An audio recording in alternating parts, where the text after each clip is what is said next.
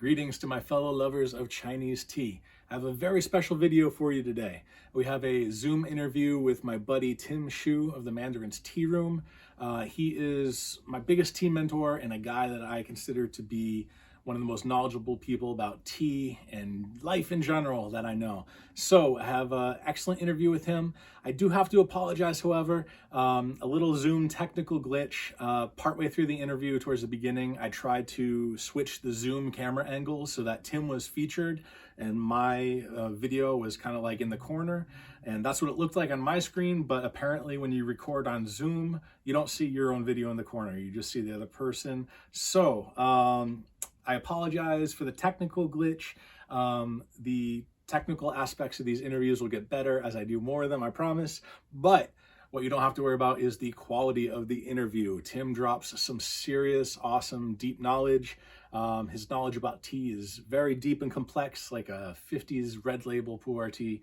I feel very lucky to be able to interview him, and please enjoy. There's a lot of really good stuff, good knowledge to digest, and I hope you enjoy the video, and apologies that I'm not in it more, but it's better that it's focused on Tim anyway.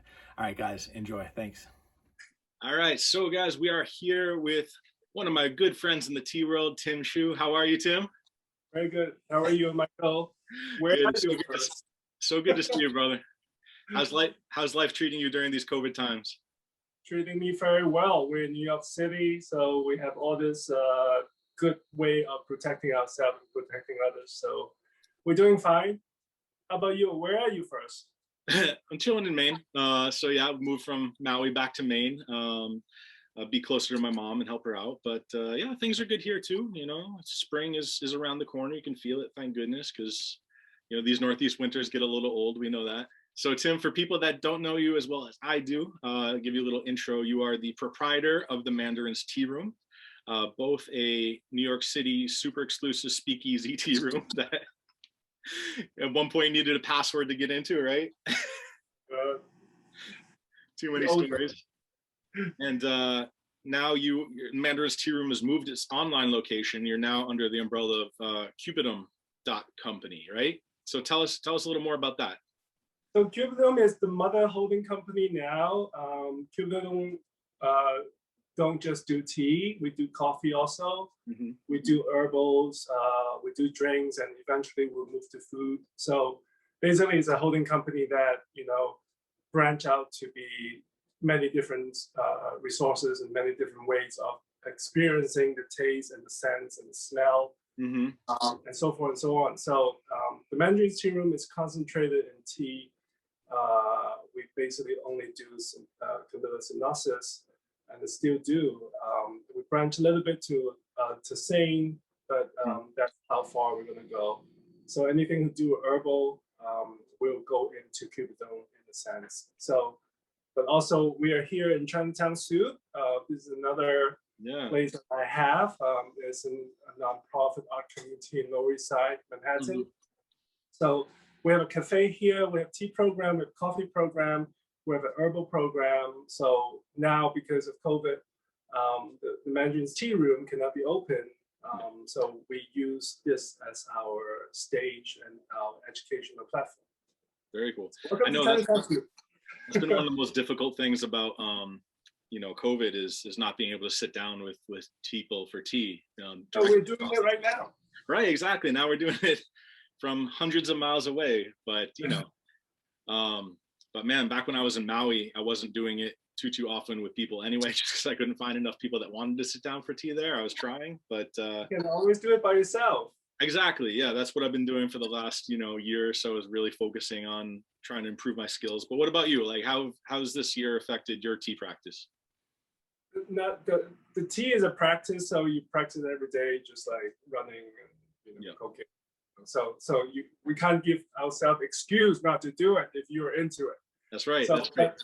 Yeah, you know, every time you make tea for yourself, for your friends, for your family, you know, it's a practice already. So there's a famous saying from one of my masters, like the next cup is always the better cup. So the meaning of that is you can always improve it. You can always find ways to improve it. That's why you know it's important that we share especially at this time that we share our experience, our, you know, or we can share our experiments, which is extremely important in brewing tea and having a tea habit or having a tea culture in a way, because then, you know, you explore things. You do it the wrong way, then you do it the right way, or there's no right or wrong way, and eventually it's just, you know, water, tea leaf, and a cup.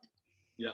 So tell me more, because you know, you're my first guest that I'm interviewing on my YouTube channel about tea, and I wouldn't want it to be anybody else, because you are, you know, for me, you are the biggest mentor I have in the tea world. You know, you are someone that was so incredibly generous and so incredibly gracious, and you really took me under your wing and shared your knowledge in a very, very generous way.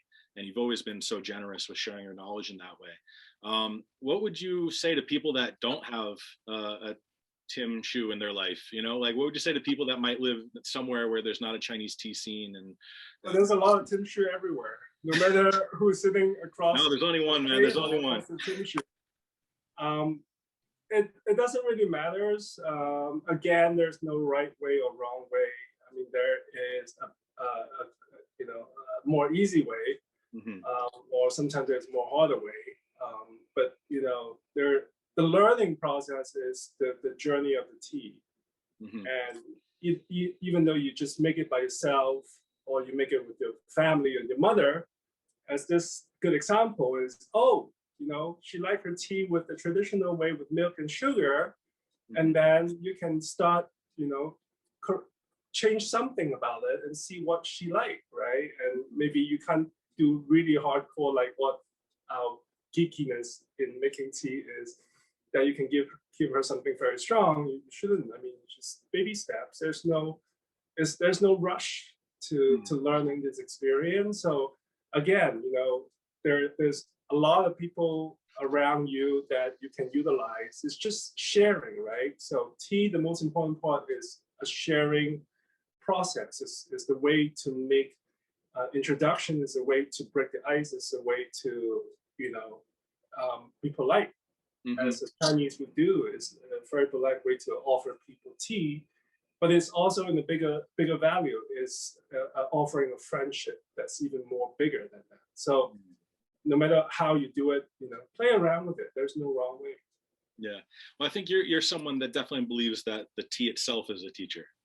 You know, if you absolutely, we are just mere, I don't know, even milliseconds of our universe, and you know, the tree has been there for 400 years, 1,000 years.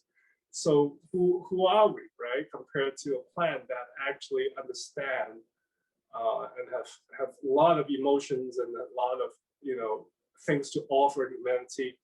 So of course it's definitely the teacher. I mean, the water is the teacher.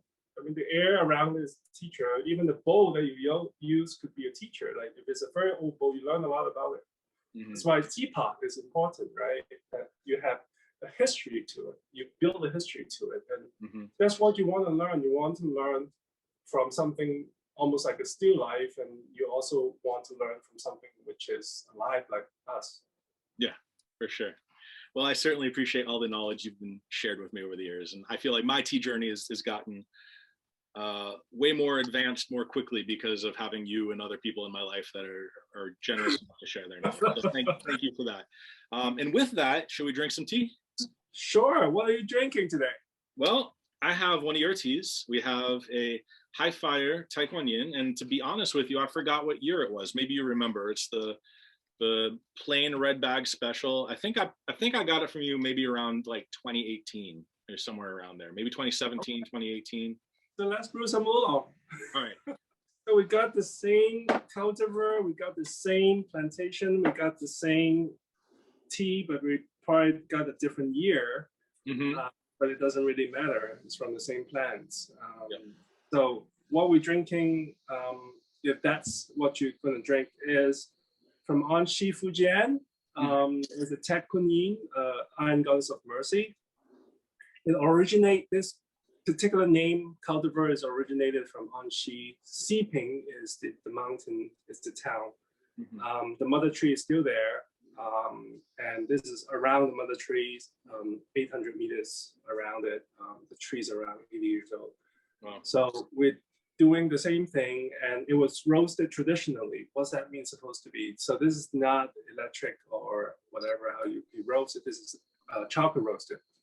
So Charcoal. I know that you talked a lot in the past that doing those traditional roasts, like the traditional charcoal roast, is a skill that is getting more and more difficult to find these days. Well, the reason why it's more difficult to find is because it's much more labor intensive. People find new way of roasting it, which is much faster. It's almost like coffee, right? People find new way to roast things and forget about the tradition of it.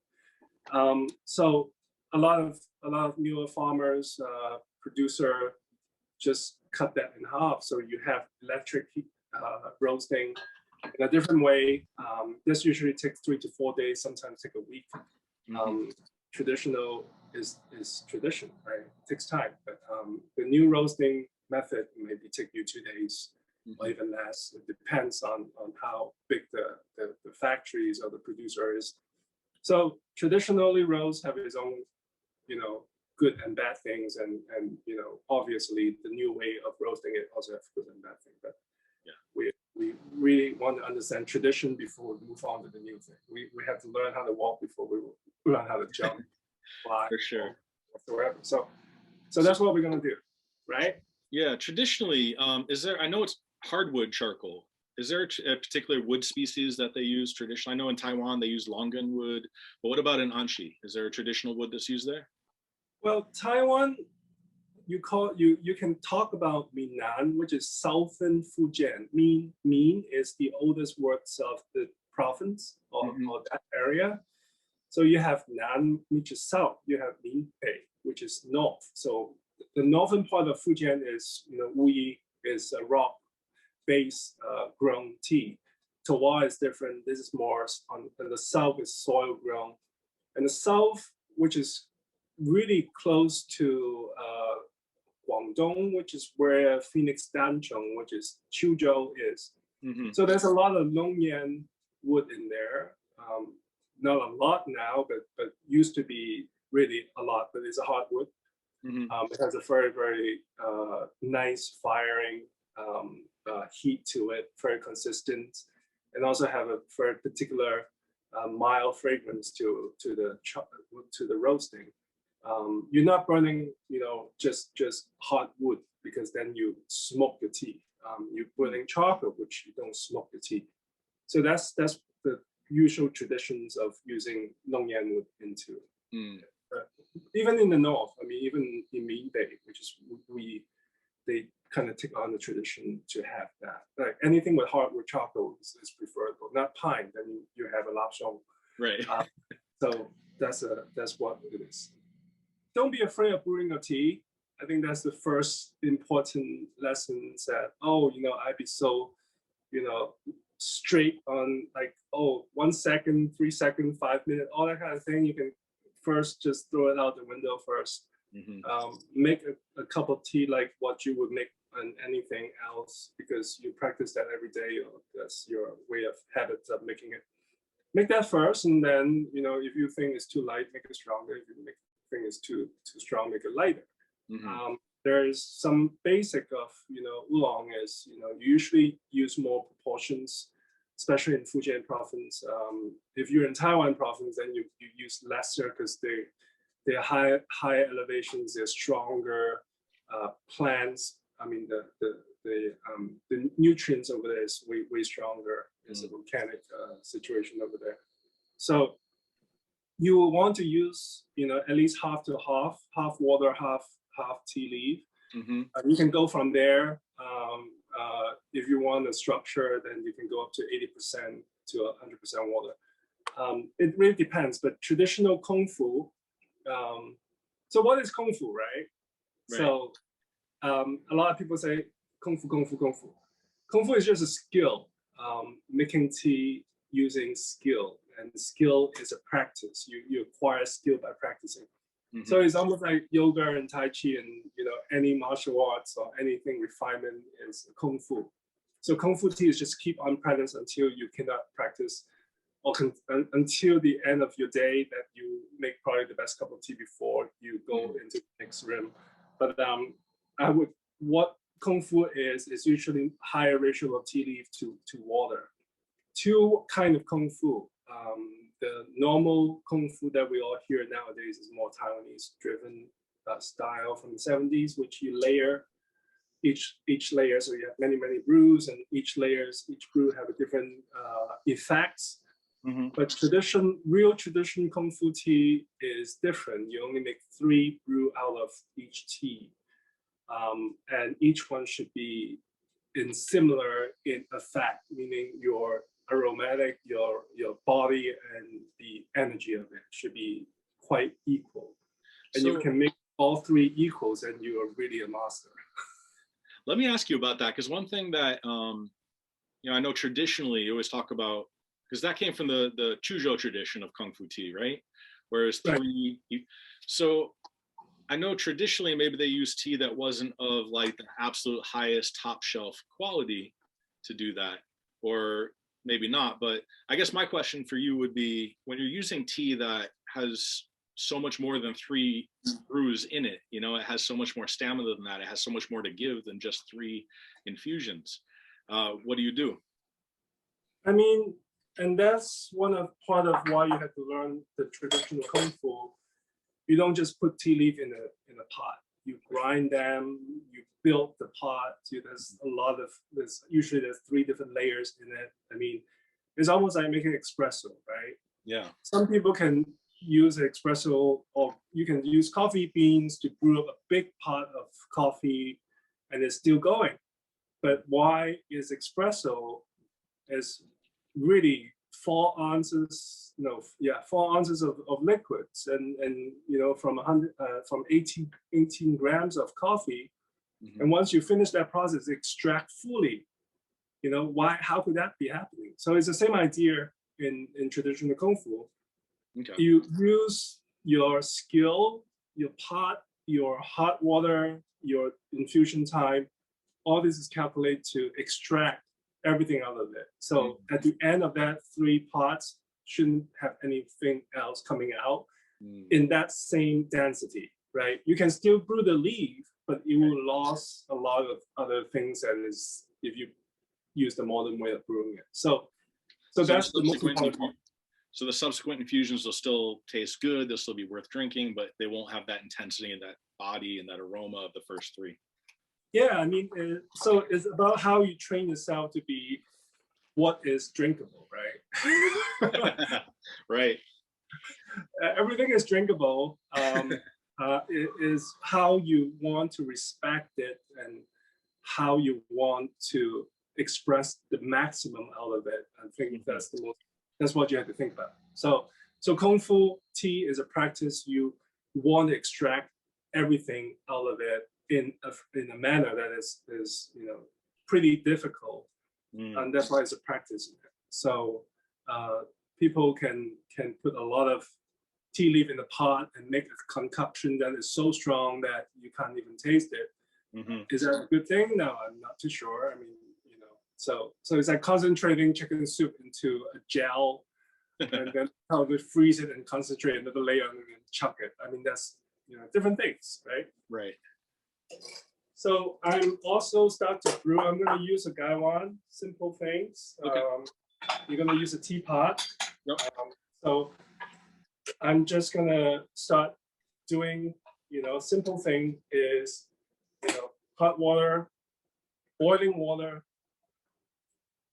pouring it into it and preheat everything on it. So it's very important to preheat. So I'm going to just eye it. So you can see a 75 millimeter gaiwan I'm using.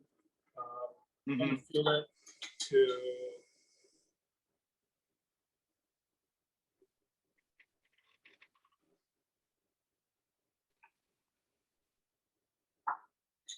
around half of it right here. Okay. So I think the most important practice that people should be learning about it is when you put any plant medicine, especially tea, into a vessel that you're going to brew it, you should look into it first. You should really let it tell you, is that too little? Is it too much? I know that could be an ego talking to you that, oh, I want it more. Just acknowledge how much level of tea that you're using or is giving its life to you first. So I think that's important. Like taking any plant medicine, same thing, look into the medicine and see if this is something that, oh, I want more. Do I really need more, or is that too little? So we're celebrating the tea right now, so we want to have its voice. Yeah, extremely important. Okay. Yeah, I know that's one of the lessons I've been definitely learning in the last few years of my practices. It's definitely possible to use too much tea. I mean, I knew that right from the beginning, of course, but I guess what I'm saying is like sometimes you get a better cup when you don't push it to the absolute limit, when you just dial it back and kind of listen to what you're craving at that moment. Well, always make the stronger in the beginning, then right? You can get so high on your first sip, and then what happened? Nobody knows, right? So you have to pace it. It's not about getting the fix. It's about the process of it. It's important to play with pouring water. Pouring water is everything. You can have different strength of the pouring. You have different gentleness, height. All these things correspond to how the tea gonna come out. So if you have, and also pour anything that every time that you transfer the liquid from one to one, height, power, timing, all these kind of things is important. So you can play with it differently. So there's not just one pour, right? You can have many different pours. And that's why the vessel for the water is important, because if you have a spout that can control, you can see I can control the stream to strength, to big, and coming back. It's extremely important. The spout size is extremely important. The connections to the pot is extremely important, because this holds much more water when you concentrate on this. But this is short, so your control is much more flexible. So those are the things that you have to kind of understand what you have first. I mean, traditionally, people use a big pot, just pour it out. It doesn't matter what you have, but you have to learn about the control. Pouring water is extremely important. So mine's are ready. So are there any teas? For me, I generally just kind of like, for the rinse, I usually hit it with a pretty strong pour. And then usually for the first infusion of most teas, I hit it with a lot more gentle, slower pour. Is that the same pattern that you would use for every tea, or would you change depending on what tea that you're brewing just for that first rinse? What do you mean strong? Oh, like a more high and more forceful pour for the rinse to kind of churn the leaves up and get them moving around the gaiwan or the teapot and make sure they're getting kind of woken up. And then, so the reason of that is to turn, as you said, turn the tea leaf, right? If you create a vortex in it and create a circle in it, then you have force to let it roll around.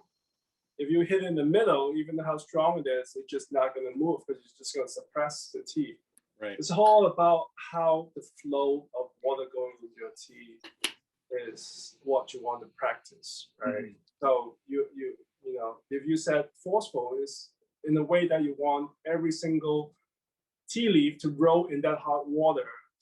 Yeah, then you can probably use the word forceful to it. The turning is what you want, right? So when you get into a stage of the tea leaf that you don't want the aromatic coming out, but you want the body coming out, then you can't be forceful in it. You have to be gentle in it. So it's like steeping something. It's like poaching a salmon. You can't do high fire. Then you see outside, and then nothing's going on in the inside. So have that mentality, then you can be the tea leaf. Be part of it and go into it and see, okay, if I'm in the tea leaf right now, what am I doing in there? So that's the teacher in a way that you want to learn about it. I know it sounds crazy, but if your mind is in there, you will know. So Right. Well, I think it might sound crazy to people that aren't familiar. Cheers to your health.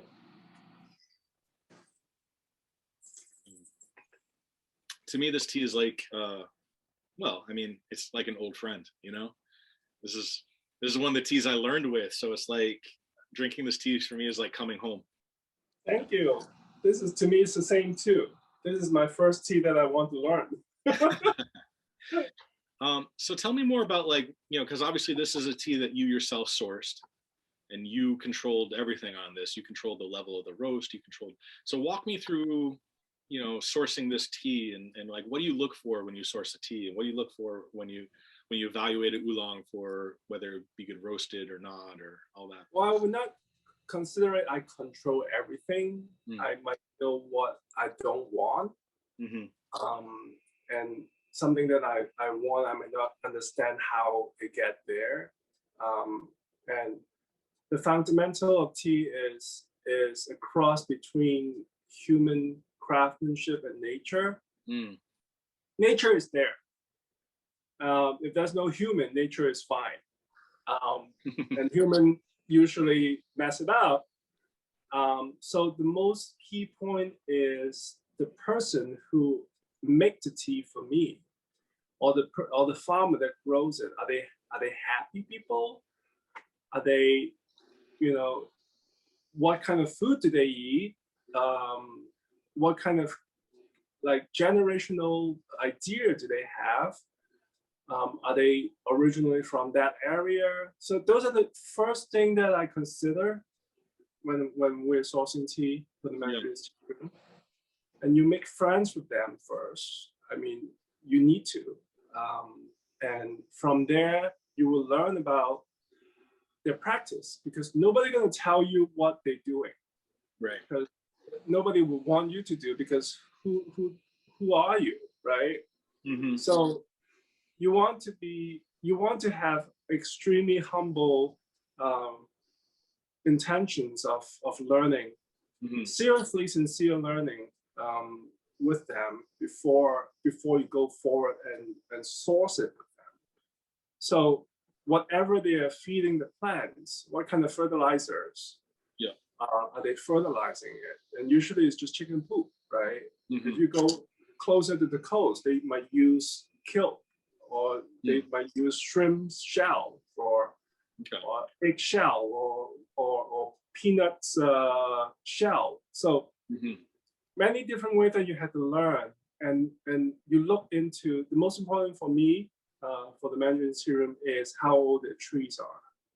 If you have a plantation full of 16 years old tree, and that's not my cup of tea because I'm too old to wait.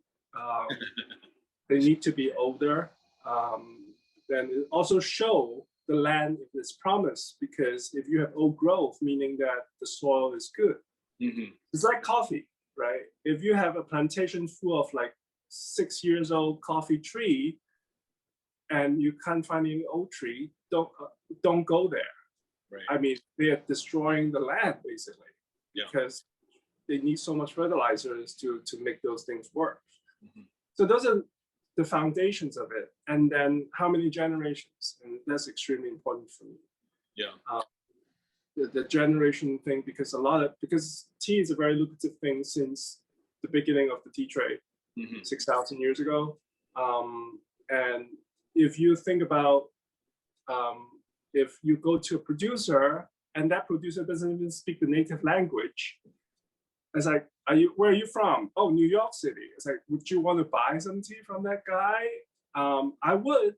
I want to see what's going on. But if that farmer go there just to make money, then no. It's like going to a McDonald's. You don't want to do that. Right. So those are the foundations of how we pick the tea. This is my first tea I learned from 2002 to 3. This is my first master. I actually asked for become an apprentice. So it's a very deep relationship. I'm still learning from her. It's a she. I'm still learning from her. and she would never tell you what's wrong, what's right. She send you the malta, which is the unprocessed, unroasted version of it, and tell you which one you like. And then, of course, you always pick the worst one, and you said it's the best one. And 6 months later, you said, "Oh my God, what have I done?" And it's still going on like that. So it's great to, it's a lifelong journey. So you have to see it unrush it. Right? It's almost like you have to earn that tea master's respect every single season, right? Well, the learning of respect is you have to practice, right? Learning respect is not just like, oh, yes, good. No, right. But, when she asks you, oh, why did you pick this? Oh, because I like the aroma. Oh, why do you like the aroma? Oh, because it have this note. Oh, why do you like that note? Because I blah, blah, blah. Most of the time she would just laugh afterwards and you're like, oh, okay. But then you're gonna learn, right? And she's learning from you too. So it's important that you kind of share what you have honestly, right? Rather than, oh, because I don't want her to know this, or oh, maybe she don't understand. I don't know. I think that the honesty, the respect came from honesty, and the honesty is like practice. If you didn't practice and go there and she asks you, oh, how's the practice? Is that, oh, it's great, but then you didn't practice, then nope. Right, they know. All right. They know. Same as everything, I think. Yeah. But that's funny because that's certainly, I think, your teaching style, as well. I learned from her, so of course. I mean, you will be looking at me as like, oh, this is strong. I like it. I was like, great, you like it, drink it. So, but everybody have a different, time frame. Everybody have a different background, and you have to respect it, right? Yep. Sometimes, a lot of my students, after 2 years of drinking extremely strong, potent, almost undrinkable concoctions of the liqueur, you kind of like, all right, they just cut down half of the tea leaf, and now being gentle on it. It's like, because they understand now. Yeah. It's like, okay, it's great to have espresso all the time, but now I can move on to something more delicate. Right. So tell me about your tea history yourself. Like, I know obviously you grew up in Hong Kong, right? Yep. So British Hong Kong. So tea was probably a part of your life from the get-go. I think that you've told me that your father, maybe even grandfather, were into tea as well. Yeah. Well, most of people at my father's side is from Fujian, so of course tea is part of the culture in the family. And what's really started my journey is teapots. So, how beautiful this little guy is. This is one of teapots that I always use, and the style of it, not just this particular one.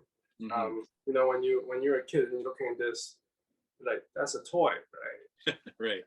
It's not a toy. So I collect a lot of teapots growing up, just the aesthetics and just there's no reason to it, because you're not learning about using it yet, so there's no reason to it, but just the aesthetic of it. Right. But then that's how I got into tea, is because I collect teapots and I never have good tea to put in it. When I left Hong Kong, British Hong Kong, I was too young to learn more about the tea itself.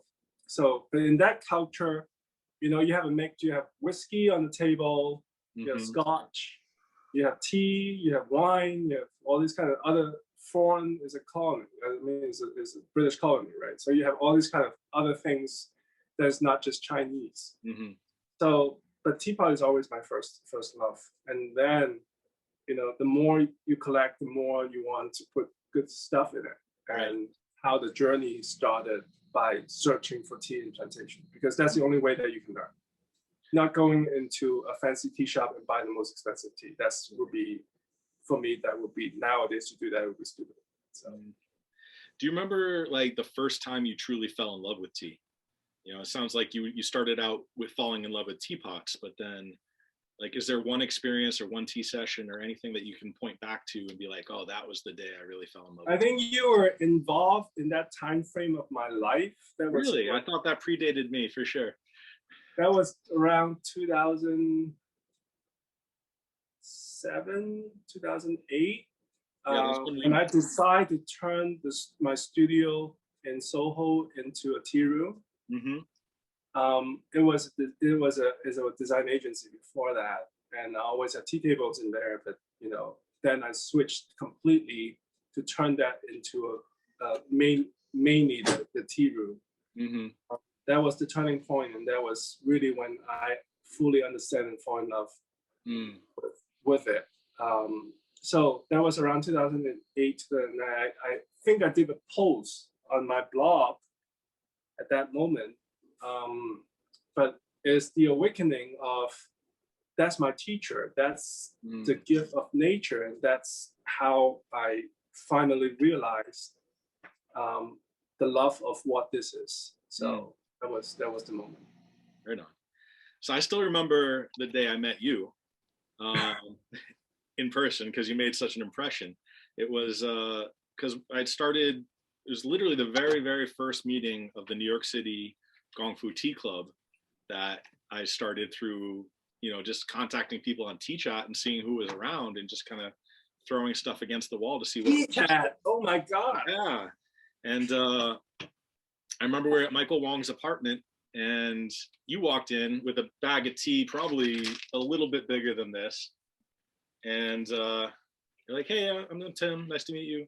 Here, let's try this tea. Like, okay, cool, what is it? You're like, oh, you know, this is like a farmer in Taiwan. This was his entire year's crop. I just really liked it, so I bought it from him. I was like, oh, okay, this guy's serious.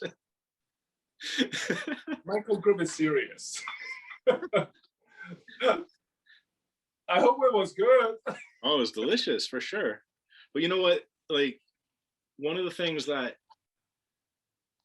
you know, I can't regret it because it's not something I regret. It's something I'm thankful for. But at the same time, you know, between you and Michael Wong and other people in that New York City tea scene, like you guys were introducing me to teas that were on such this fantastic level that as a beginner, they are, you know, those teas are very responsible for my education and learning about tea, because if you drink really good tea, you learn more about tea than if you drink bad tea.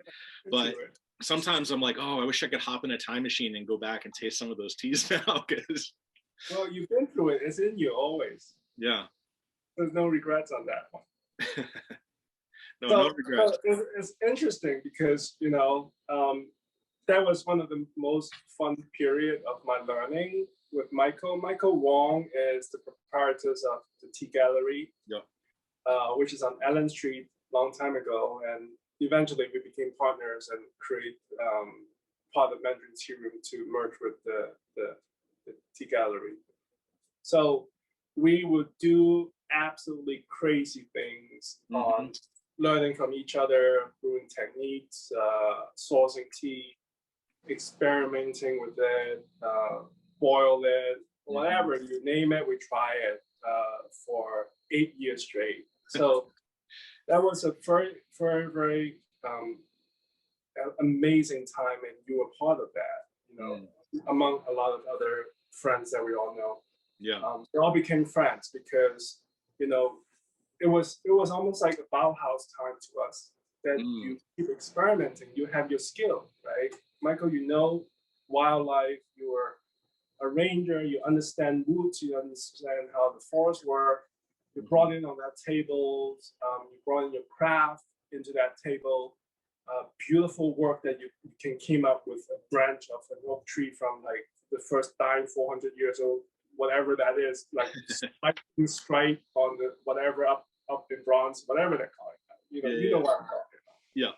So, and that's is extremely important for our growth in the tea journey, because once you manifest the love of something that you so passionately believe and you so passionately try to save and learn, then you bring in those people in, and that's where the circle is not just a circle. It's just the community of that is going to be. It doesn't, no matter what level you are, doesn't, no matter what you like. You brought it in a Scott whiskey and a pair of tea. Mhm. You know, we come in with bourbon, we prepare a tea, we put in a cigar, we put in a tea. All these kind of things that kind of open up our eyes to all this thing that is nature. You know, all the thing about I talk about is all a combination of craftsmanship and nature. Yep. Like everything else, right? Except Coca-Cola. But so those are the things that when we were doing the practice on tea, we always should have that intention to it. And that intention is to share, you know, and that's extremely important, is to share. Like we're sharing our conversation now, even though there's two of us talking, like old friends, it's sharing of what we know and we don't know, right? Yep. So what up on that? What level is that right now? What you second brew or third brew? Oh, that was third brew for me. How about you? I'm on the second. Oh, okay. So how is it going on the third brew?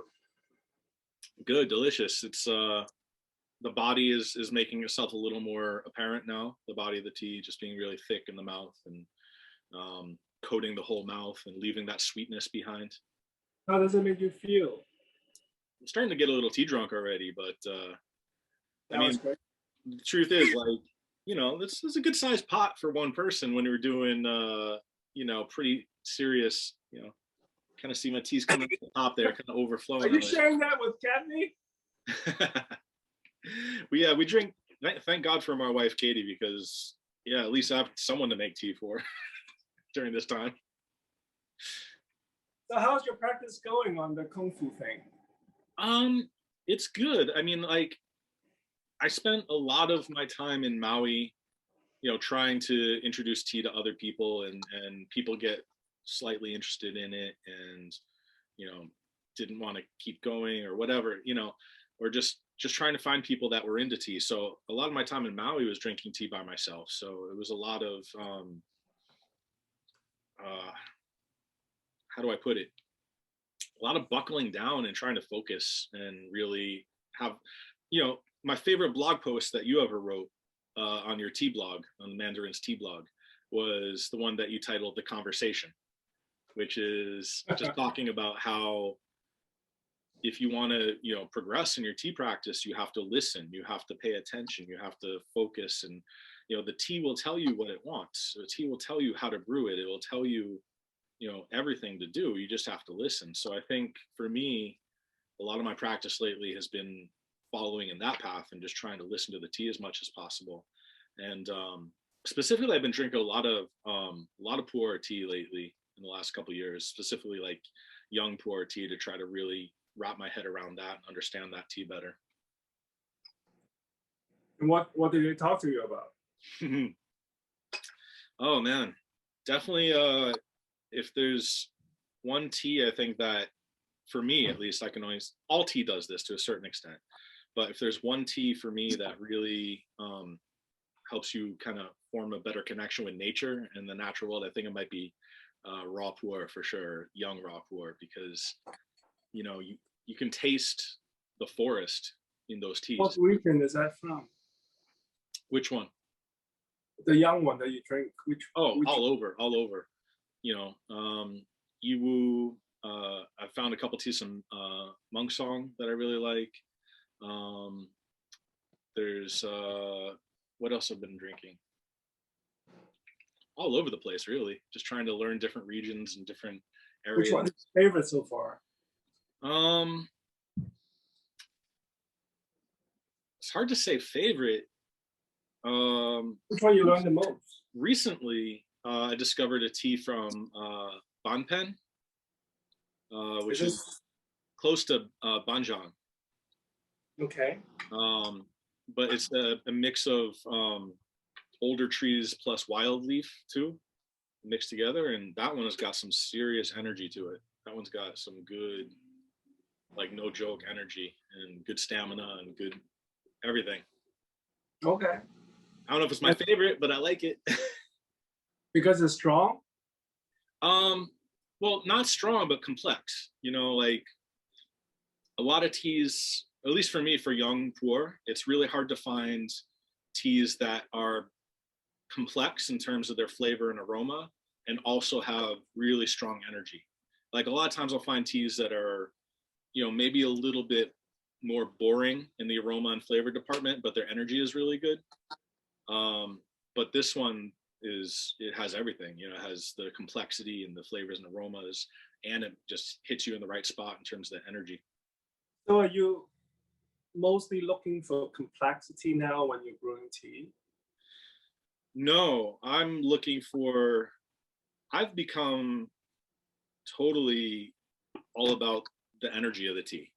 Like that's kind of like, if a tea doesn't have the right energy, if it doesn't make my body feel good, if it doesn't make my mind more clear and, you know, has that meditative quality, then it's like almost a waste of time to drink it. You know, like I'm always looking for something that makes me feel good first and foremost. And then on top of that, if it can have that complexity of flavor and aroma and stamina and all those things, then that's the icing on the cake. But I guess for me, like the starting point is the energy of the tea and how it makes me feel. So making you feel good is what you're looking for at this stage.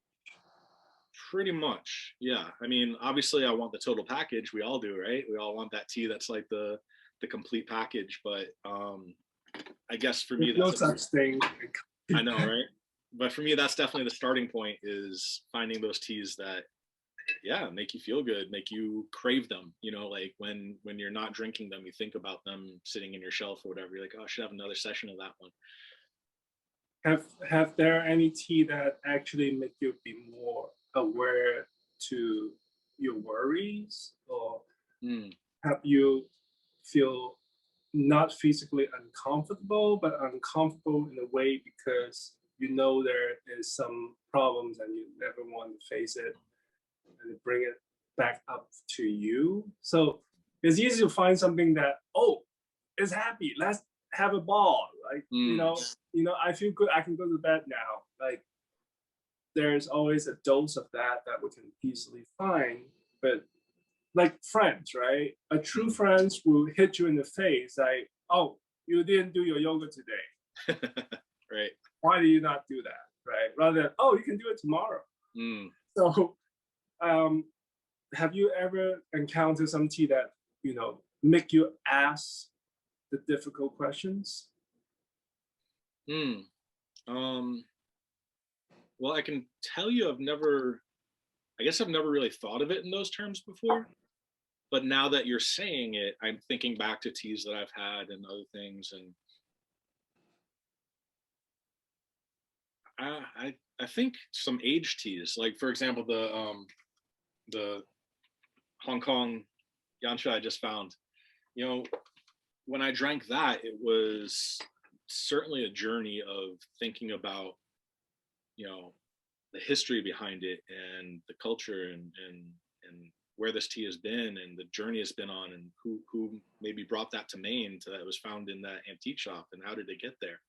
And drinking the tea in that way certainly made me think about life and thinking about travels and think about our place in life and you know, what we're adding to the history of the world and what we're doing. So I don't know if that answers your question, but well, that certainly answers my question. I mean, you know, you certainly aware of what I'm saying. I think it's important, especially in this day, you know, satisfying our need in a very short period of time doesn't really mean anything anymore.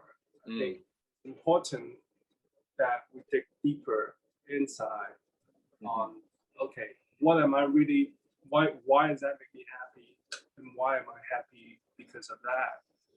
I think that's very important at this time because, you know, you've been drinking tea since what, 2006, 7? Yeah, serious tea since about late 2007, early 2008. Yeah. Right. So we have a lot of our back aging storages in there. And perhaps you can go back and find something from that moment when you first purchased your first batch of tea. Remember those days and now drink it in these days and see what have it changed. And it's not just make believe like, oh, because it's good, I store it very well and I'm good at storing it and now I'm brewing it too. It's not a self-congratulation process. It's more like, okay, how does that change? How did I change? Or that kind of thing. I think it's more important, like when we go into the tea journey, when you ask me, you know, I'm certainly one of those people believe that tea leaf is my teacher. That's the teaching, right? That's the really important teaching, not me telling you. Like, oh, your pouring water should be 2 degrees less on your forearm, whatever. But I think those are the things that we really have to, you know, give the energy of the thought into to those teams, and then we can really start opening up that real conversations. So that's what I've been learning a lot this couple of years. Rather than, oh, why is my Dan Chong's lychee flavors not coming out as strong as what I want? Like, I mean, that's very, very trivial at this point of life. Just because I have a little bit more calcium and iron in my water. That's why it didn't come out. We know why, but you know, like, why do I need that? Why do I want that? Right. So those are the things that it's been helping me a lot of giving a second thought of the intention of making a cup of tea. Like today, when I make a cup of tea, I can imagine how the tea is tasting, and then it bring back to memories, like, you know, when we with Brandon, remember? Very good friends, like making tea. He says hi, by the way. He just emailed me right before we met, so he says hi. Oh, it's so funny. So it's like that, like Brandon make tea, you make tea, I make tea. We're sitting down with Michael, and everybody make the strongest kick butt tea and try to get everybody drunk. I mean, it's such a boy thing, but it's cute in a way. And that's the moment, and that's what we are at that point, right? And now I taste it, I can kind of taste you're much more mellower on that sense. The brewing time is much more, you know, relaxed, and this how you pour your teapot, how you pour water in it. I mean, it changes, right? So it really connect us, even though we're not next to each other. So I'm not trying to be like, you know, new agey and kind of bullshitting on that shit. No, man, you're dropping knowledge, like, you know. I think it's important, right? Well, you know? I mean, you've already just now given me something to think about, like, in a way, because of and this is why it's so important. This is why it's so important to drink tea with other people, and not just by yourself, because, you know, it's easy to get stuck in a rut. It's easy to, you know. Well, you can't be around. Pull her in.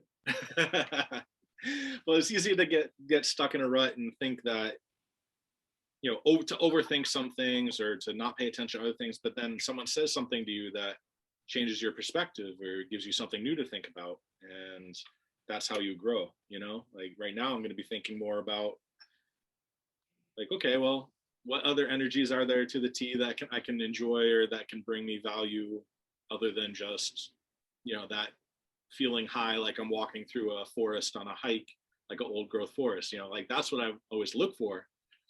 You know, I look for my teacup to bring me a little hike through the woods when I'm not actually out there. Go to the mountain next to you in 45 minutes and take a hike on that. You know, you get much faster. In that sense, which you're surrounding on. I mean, or bring the tea to the mountain and drink it, right? If you want that kind of experience on it, which a lot of people are trying to do. Yeah, I think it's really important that every time we make a tea, is not that we want to have a preconcept that we want out of it, a prejudgment that I want this. I want the chocolate to have 80% bitterness on it. And if we have that, it will never be truthful. If we have that, then it will be, I mean, it's an addiction, right? It's a lot of people now talk about addictions, and we're finding something to be addictive on it, and we just keep doing it without thinking about it. It's a waste of life in a way. Is to mend something that we don't want to face. And when I'm teaching, I'm still teaching tea, and it's important just people, as you know, that when you start learning, you pour water. You might pour water for 3 months, that you still don't know how to pour water. Like, if you can't pour water, even though I give you the best water, that's not something that you waste. So the fundamental things is important that we need to learn. And if we just jump into like, let's have a 50 red label. Yeah. So 5 feet afterwards, you just, what's next, right? Then it's such a waste of time. In your experience teaching people about tea and running Mandarin's tea room and doing tea education, how many people do you think are willing to go that deep down the rabbit hole? Because what you're talking about is on one hand it's very basic and elemental, but at the other hand it's you don't get there on your third week of drinking tea. You know what I'm saying? Like it's pretty advanced stuff. So what percentage, or not even a percentage, but like how many people do you think are really willing to go that far down the rabbit hole with a gongfu tea practice or a Chinese tea practice? So it's almost like, I'm not saying that I'm Bai Mei and Kill Bill, right? And that's a myth on that. But I think it's important that there's not a lot of people, I have to say, right? But because it's not the right time for them yet, right? But if you plant the seeds in their head that this could be blossom, germinate into a small little thing, and then start growing, and you have leaves, you have flowers, have fruits growing up. That could be 30 years from now. There's a lot of people with that potential. Is their path they choose to pursue it or not. But it's kind of rare to have, and it also depends on me too, because I when I was teaching, I'm younger, and I might not be ready also to receive that message from the person that was learning, or they might not be ready to receive the extreme high concept of something on that. Like people would just use a Yixing teapot, and they don't understand everything about the Yixing teapot, and they're just keep using it, right? And maybe 20 years later on, they will figure it out. But they are using it, at least they're in possession of something like that as a knowledge and a physical object. They have the chance, right? So when I'm teaching, I'm not trying to find that person. I'm just planting seeds of what I learned. Right. And that's how most of my masters from each province in China taught about it. They don't teach you really. You have to do it yourself, right? You have to again, back in the Kwan Yin, right? They would send me she would send me 4 different blind tasting 1, 2, 3, 4, and tell me to talk about it. And 2 weeks later on, they call me and see which one you like. And then two weeks later on after that, are you sure that you want to order those things, right? So it's where you at. You want to be dedicated to it, and if I'm just like, oh, I want to get high, I just want to drink the best wild oolong tea and get high all day, then I may never find out, right? I've been wasting a lot of this kind of time. So to answer it shortly, it's limited. There is definitely a couple of students that I have that became friends, right? Yeah. Once the student became friends, you really don't teach anymore. you learn from each other. You learn from it because if you have that, teacher-student relationship, you can't see truthfully on what they are trying to go through it, right? You have to become a friend. And if you apply that into your farmers or your trees, it's the same idea, right? Right. It's always more beautiful outside. Mm-hmm. And when you dig deeper inside, that's where the hard work is. And when you go in and help them change their thought, that's really deep, right? So it really depends. I mean, there's no, but the point is, I'm not trying to search for a perfect student. Sure. That's never the point. Right. The point is, I want to share the joy. Yeah.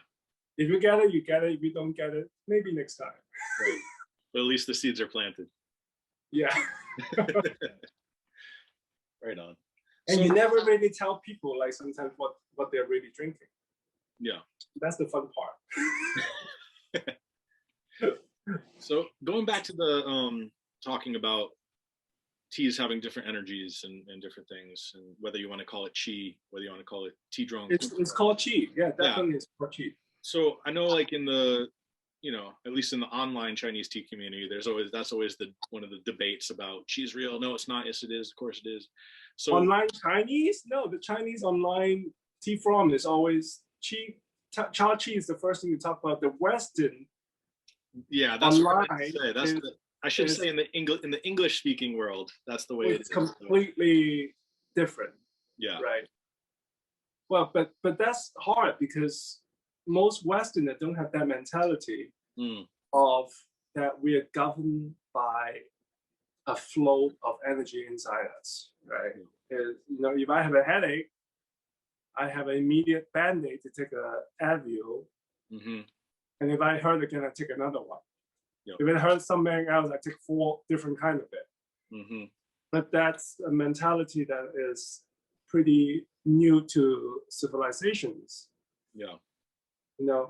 Before like 1800s, you don't have that. Right. You go back into healing your core instead of killing yourself on it. So everything has energy. You can feel it by eating.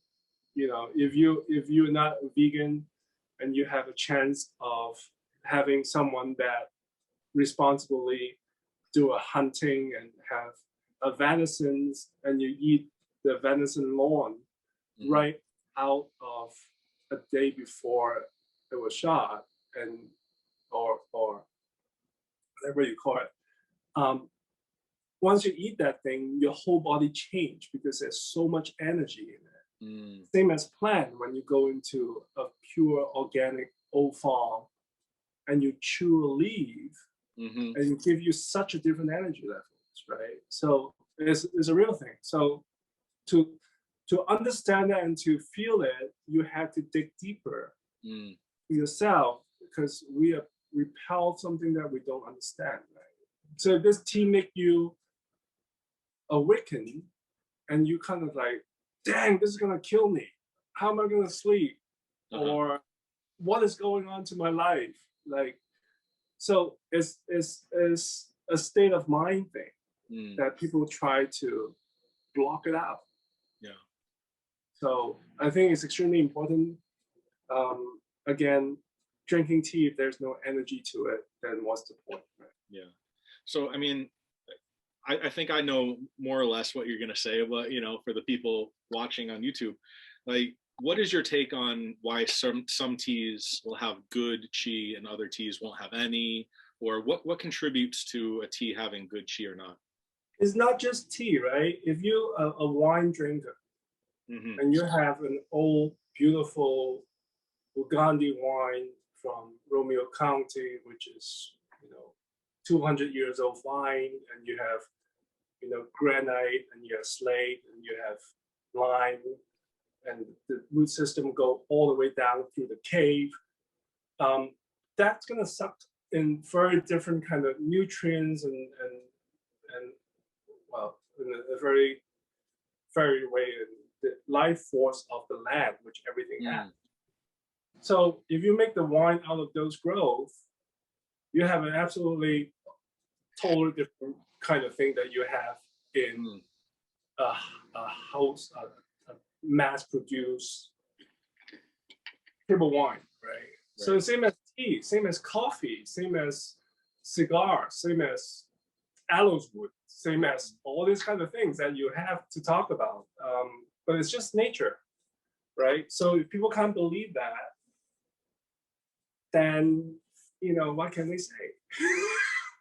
What about you talked about when you source a tea, the most important thing, the first thing you look for is the people that are growing it, the people that are harvesting.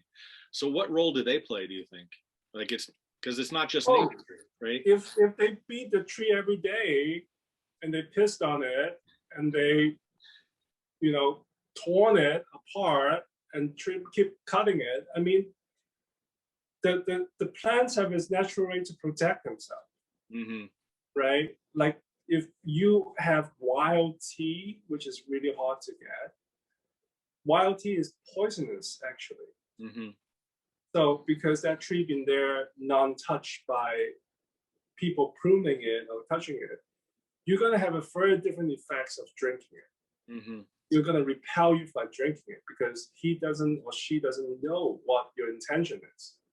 To kill me, to cut me down or whatever. So same thing. Like if the farmers doesn't love the tree, which most farmer that is responsible should, because that's where how they feed the family. Yeah. And if you don't respect that, that's just mass cattle farming of McDonald's patty. I mean, people get sick when you eat that thing. Yeah. So that's my take of it. That's why you have to be important to, again, like before there's human, the tree is fine. Yeah. Right. How's that going? Oh, delicious, lovely. How's yours? I'm only on my fourth. I lost count. I'll be totally honest. Like, so this is the first Zoom interview I'm doing. I'm not paying as much attention to the tea as I should be. I'm just trying to pay attention. You touch that pot, you're paying attention. What's that? Every time you touch that pot, you're paying attention. Sure. Right. So, I mean, the attention doesn't need to be a whole minute. The attention needs to be just that time. So Tim, tell me about some of you already mentioned the tea master that you deal with Anxi, Kwan Yin, and roasting.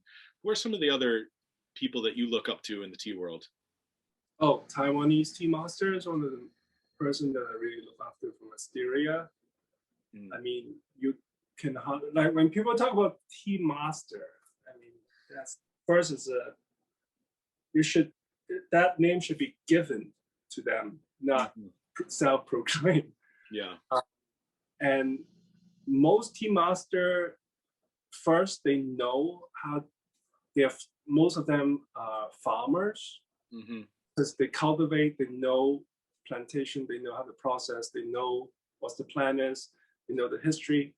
So most tea masters are regional, right? It's like when you have a winemaker, right, from Chile or from Napa or from France or from Germany, they might not understand what the Russian guy is doing up there, right? So there's very rare case that someone that also understand the farming, the cultivations, the permaculture, but also fully knowledgeable on every other province of it. And those are, I'll call grandmaster in a way. I will call them grandmaster.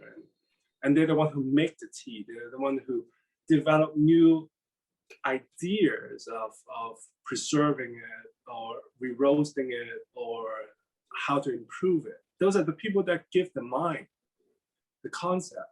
So those are rare people. So I'm very lucky to have maybe 2 to 3 of them in my life. But mostly are regional. Mostly are people from either from Fujian, from Phoenix, some which I don't really contact anymore because it's the green tea cultivar that I don't really learn. I want to learn something that could be aged. A lot of them are from Yunnan, which is the poor area. Some are in Korea, which they have really good old growth tea and wild trees over there. Some are from Japan, extremely different culture. All this kind of thing. So in Taiwan is fun because you have to know that this is a luxury in a way. And if the people are not content about their life and their livelihood, they can't make good tea. So most Taiwanese tea masters are very, very happy because, you know, and they're in a very good, they're very comfortable in their life. So that's why they can put into this art more. You learn from it for a very different aspect of it. Yeah. So you mentioned the owner of Wisteria Tea House is Cho Yu, right? Yep. Yeah. And that's somebody you sat down and had tea with before. Yeah. I mean, life changing. Yeah, tell me more about that experience, because I remember you mentioning that in the New York. Not gonna particularly pick a person to talk about. I would say that you have to kind of learn from someone that is not just good at one thing. You have to have a mentality that you are fluent in literature, politics, human history, what's the you know, our current situations. Everything is related. The most fun to have tea with is mostly with artists, because they always think outside the box. They are not there to try to sell you something. Right. They're there to share the knowledge, and in reflections of that, they gain more knowledge. So those are the experiences that you really want to learn from people. And I would say that, you know, and people always question me like, oh, when you're drinking tea, why do you smoke, right? And or why would you do something else, right? But you know, you have to understand that's everything. We're not doing something that is so single minded. You know, the pot, who makes the pot? Why are you holding that bowl? What kind of water are you using? All these kind of things involved in, I would call art, right? All of these are arts. So you have to have deep understanding, or someone to have deep understanding of all these elements, and that's how you really learn from them. And for extra, like Wisteria, he knows how to grow tea. He knows how to make tea. He knows how to make oolong, to pour, to white tea, to black tea, to any kind of tea that you can name it. He had tried and experimented, and that's where the knowledge is. It's not that, oh, they perfected, but they pour their heart and mind in that single moment to learn it completely and with full respect. Right. So those are important, because sometimes you go to Sichuan and talk about Mao Feng or whatever, and those people would like, this tea is the best tea in the world. If you bring in a tea from Dragon Well, a green tea, is like, this is no good. So you can't learn much about it, right? You can learn why it's grown like that, but when you want to expand that conversation, right, you really can't. That makes sense. So those are the important things that I think, you know, most of the time that is so surprising is when you have tea with jazz musicians. Oh, the way they see it is like musical, and it's like everything is a vibration, it's a notes, and you kind of like, wow, you know, if you can tune into what their mind is, and which I think frequency is the most important thing, vibration is the most important thing in life. you will kind of understand much more level on that. So so search for people left and right on bringing them into tea table and offer them to make a friendship and make tea. Mm-hmm. Makes sense for sure. So do you, I mean, judging by the answer that you just gave there, it sounds like your answer to my next question probably be no, but I'm going to ask it anyway. Do you think that, obviously for you being, born in Hong Kong and growing up there, but then moving to United States, do you feel that for you, even for you, it's harder to learn about Chinese tea living here than if you were to live back in China somewhere or Taiwan or one of those places? I think I'm lucky to do that because when this is an example, right? If you are an Italian, traditional American Italian, live in the Queens, and you are second generations, you might be more Italian than the Italian that living right now in Rome, right? Because your family holds so much traditions that you might not understand, but you actually practice it, but which that tradition haven't changed because they came here 2 generations ago. Yeah. The same as kind of tea for me. When I was lucky enough to live in Hong Kong, was still in that period of time that is very colonial British space of Chinese origins. So you have a lot of history that was lost, but then you hold that history to come here, and then you try to refine and find it out, and you look back into where it originated, and it's all changed already. But then you have that mentality and you have that concept of where is it from, and you try to refine it more by learning from the West to back to the East, and then when you go back, you brought that back into the East and bring the West back into the East. So the cross kind of pollinations of ideas with a foundation can goes a long way of your journey. Because a lot of people is like, how do you even know that? Like, why did you think about, why is this tea in a box that you can find it in Maine, and how does that change, because of the weather, and you experience the weather change into this kind of circumstances. People living here have heating system that change different than in Southeast Asia. You also add on to that life experience of a different area to apply to it. The water is different. The way you boil water is different. My diet is different.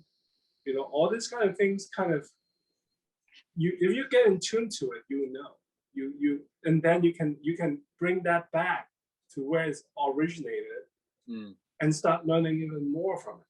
Right. So it's a very lucky situation, I would say. That makes sense. Yeah. I think if something is around us in our daily life, sometimes we might be a little. And we neglect it. We like, I don't know. I don't care. It happens us here. Right. It's not a coincidence. So, all right. I'm a little far into my 4th now, so I'm getting a little. Getting a little tea drunk. Yeah. Yeah, I already made it there, but a little before you. Okay. I didn't even count. I don't know. I'll go back and watch the video, see how many I've done. Okay, that's good. So I'm gonna kind of wind this down a little bit. Yeah. But this is a great conversations. I miss talking to you. I miss this so much. With you. I miss the doggy. Yeah. The YB. So when are you coming back? When are you coming down? To New York? Just to visit, or? As soon as it's safe, and as soon as I get that vaccination, and as soon as it's good to go, and as soon as you guys are down there vaccinated and everything, so that we know that we're safe. Yeah, I'm dying. Trust me.